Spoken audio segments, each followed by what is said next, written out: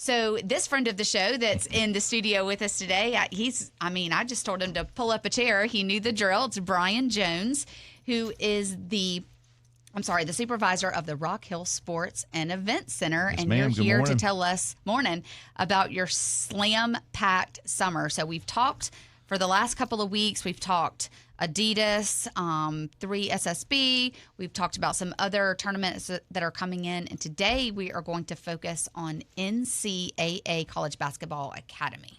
Yeah, so we're very excited to host the College Basketball Academy this year. The cool thing about this academy, there's only one location in the country, and we were up against Memphis and Indianapolis, and Rock Hill won the bid for it. So we're super, super excited. Nice. It's the only live basketball period option for college coaches to come. So it's a really cool get for us, and we're very excited about it. How does this differ from some of these other tournaments that are coming through, like Adidas? Yeah, the biggest difference for this one, one is it's an individualized camp, if you will.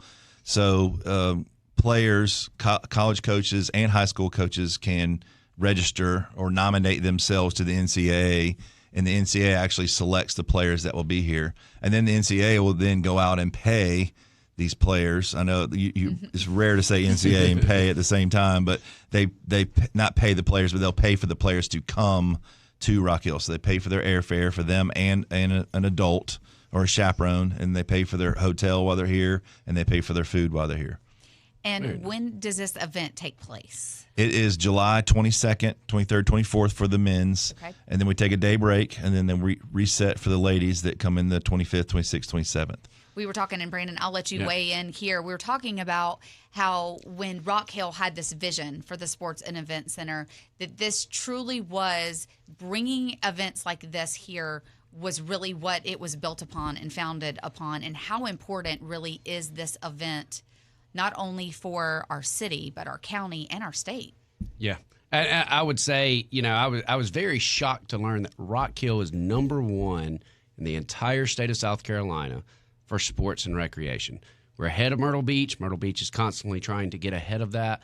And the reason that they are is because the economic impact between, as you said earlier, heads and beds, getting in here, the amount of our small businesses, that the revenue is bringing, things like, the whole community around the Sports and Event Center is impacted hugely. And it helps keep our taxes a little bit lower because those people that are consuming are spending the money. That's right. And it's a credit to our city council and our city management to have this vision for sports tourism and for, but it benefits our community. The Rock Hill Sports and Event Center has really done really, really well. And it's a top-notch, A+ facility that everybody brags upon.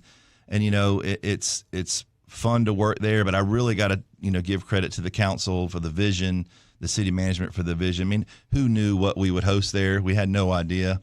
But, hosting things like South Carolina versus Florida State a couple years back in basketball, hosting, the NCAA, Adidas, those things. We had no idea.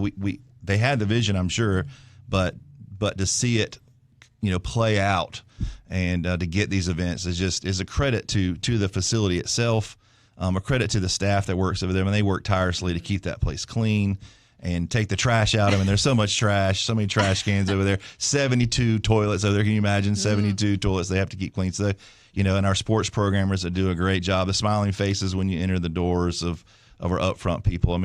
It's a credit to all those guys and gals that really work hard to make that place a showpiece. And we've already announced that there's going to be an expansion. Did That's we right. already think that was going to be a part of it? That we already needed to add on to it? No, I was, shocked when that, I kept asking for it, through my customers who kept asking me, hey, we need more courts, need more courts, need more courts. And again, the vision of the council and management to put that out there and to get 4 more basketball courts, 8 more volleyball courts. And then, of course, the P word, the pickleball that's coming in with that will be awesome. We're so excited to be able to offer pickleball, in that new facility coming down in probably 2026. I think we've got a big opportunity there because pickleball's an upcoming sport. Absolutely. We're already Absolutely. the cornhole capital. Yeah, why not? The cornhole Capital of the world, yeah, you can say that. Yeah. Disc golf. I mean, we carry all these sports. I mean, I was in Nashville a week and a half ago, sitting in the hotel room, and as soon as I turned it on, it's on ESPN, and I'm watching a cornhole tournament in Rock Hill. Yeah. That's amazing. So, Yeah. Now, this tournament is a little bit different than some of the others because it's not open to the general public. Is that correct? Yeah, Brian? yeah. So that's the other big difference is it's not open to the public. So sorry, you won't be able to come in and see the athletes. But you will be seeing them around town, walking around the 6 foot, 7 footers, walking around town, eating in our restaurants and staying in our hotels. But unfortunately, it's closed because it is just open for those college coaches to come in and try to find that next player. So they really cater. The NCAA really caters to the college coaches coming in and looking for those players that will fill out their roster in future years. I mean, these are not seniors in high school. These are more like sophomores, freshmen. That come in and they're looking for that next, the next up and coming star. That's right. And pack your patience a little bit with traffic. I'm sure there's going to be a little bit of traffic and maybe a lot some of traffic buses. out at Celanese with the airport and all of that. Yeah, correct. Yeah, a lot of buses be traveling through. A lot, they're be doing just shuttles back and forth from the hotel corridor and Dave Lyle back to, back to the sports center, and then obviously up around Riverview Road and all those hotels up there be driving in and stuff like that. So it's a great get for us. I mean, it's a huge thing, and we're rolling out the red carpet for them and hoping we can make this, Omaha is going on now, and with baseball, we love for Rock Hill to be, the College Basketball Academy. They come back every year. That's right. And I'm sure they're going to love it. And I know that you're going to talk a little bit. You're going to be back with us next Wednesday to talk more about Ocho.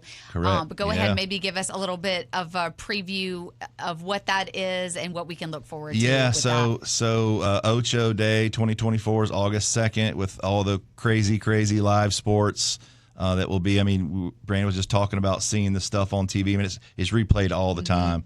Who knew pillow fighting was a sport? I know. Yeah. It's kind of like hot dog eating. Yeah. we opened the day with hot dog eating. Well, when the first list came out of this year's sports, one was rock, paper, scissors. Unfortunately, it got cut. But I would love to have seen that. But they were going to just covered it with a rock. Yeah, that's right. They were going to bring in 1,000 people to participate in the World Championship of the rock, paper, scissors tournament. Unfortunately, that didn't make the cut, but that would have been amazing. Yeah. But hopefully next week I'll be able to announce.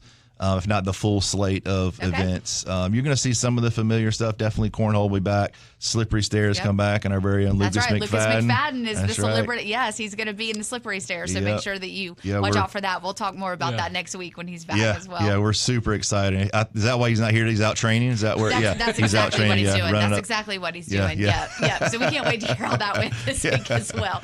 Well, again, Brian Jones, who is the supervisor of the Rock Hill Sports and Event Center, thank you for being with us, and we look forward to hearing from you next Wednesday when we can talk more about Ocho, and you'll have that whole announcement and full slate of what's to come. Yeah, thank you very much. All right.